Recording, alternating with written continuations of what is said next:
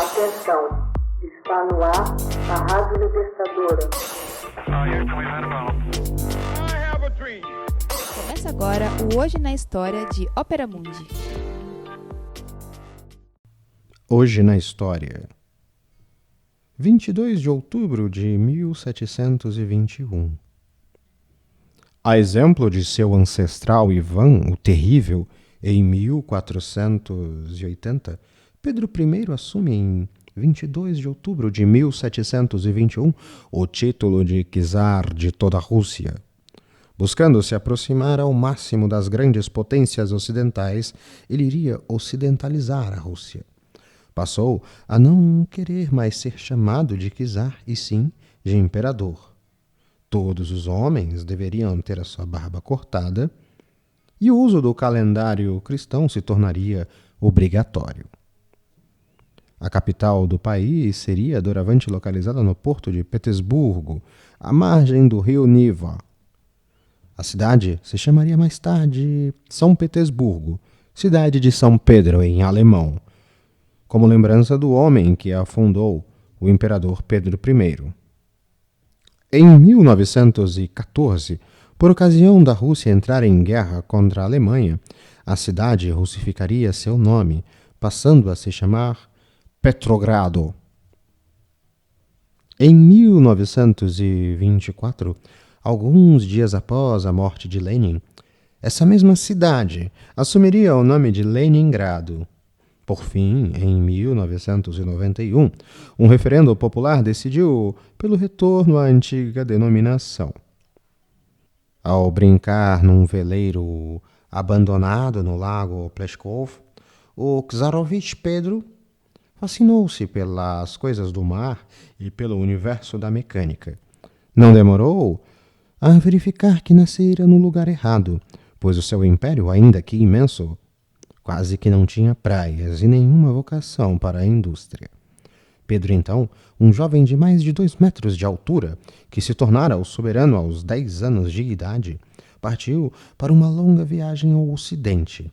Lá, impressionou-se com os moinhos de vento e as fileiras de mastros em guindastes, como que se disparando pelas margens do rio Zaan, na Holanda.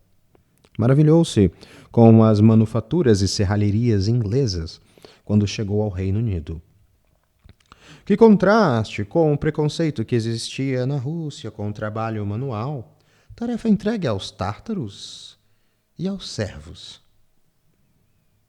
Ao retornar a Moscou em 1698, vinha com um propósito. A Rússia teria que se ocidentalizar.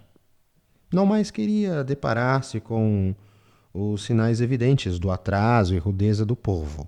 Gente com pouca higiene, enfiada em camisolões e com aquelas barbas bíblicas que lhes chegavam à cintura. Enfurecia-o a nobreza vadia e beberrona que Pedro tratou de disciplinar e pôr a serviço do Estado.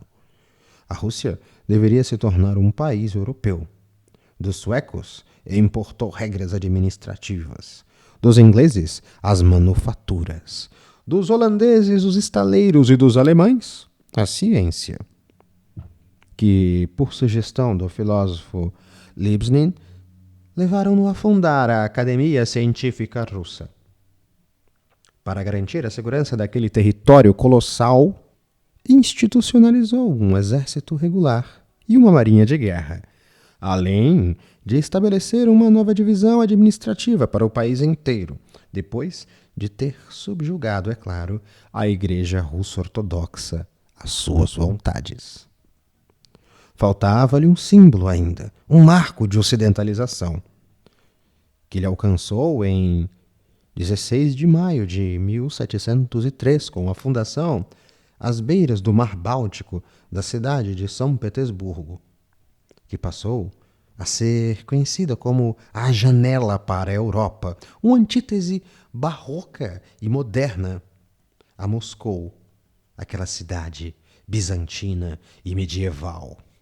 Pedro não economizou, atraiu para lá mais de 2.000 artesãos e comerciantes, recorrendo Para pô-la em pé sobre um vasto pântano que se espalhava na cabeceira do rio Neva, há arquitetos e urbanistas italianos, tais como Domenico Trenzi e de outras partes também. Esses artistas erigiram uma das mais belas cidades do mundo. Estima-se que mais de 150 mil trabalhadores deixaram seus ossos naqueles pântanos. Não o perdoaram.